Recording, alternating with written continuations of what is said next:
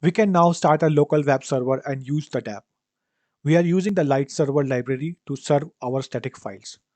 The shipped with the pet shop Truffle Box, but let's take a look at how it works. Open up bs-config.json in the text editor and examine the contents.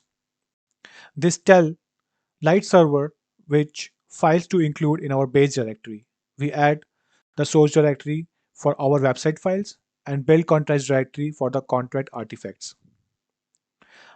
We have also added a dev command to the scripts object in the package.json file in the project's root directory. The script object allows us to console command to a single npm command.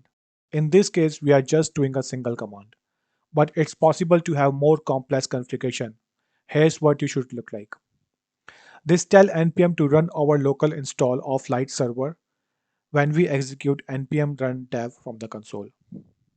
Now we open the terminal and use the command npm space run space dev. The dev server will launch the automatically open a new browser tab containing your DApp. A metamask pop-up should appear requesting your approval to allow Pete Pet Shop to connect to your metamask wallet. Without explicit approval, you will be unable to interact with the DApp. Click connect.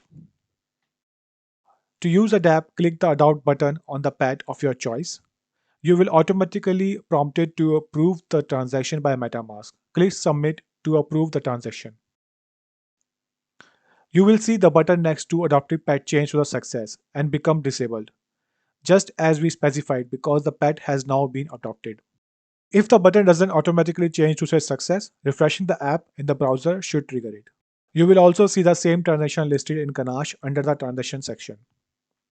Congratulations, you have been taken a huge step to becoming a full-fledged app developer. For developing locally, you have all the tools you need to start making your advanced app. If you have like to make your app live for other to use, stay tuned for other future tutorials on deploying to the Robston in testnet.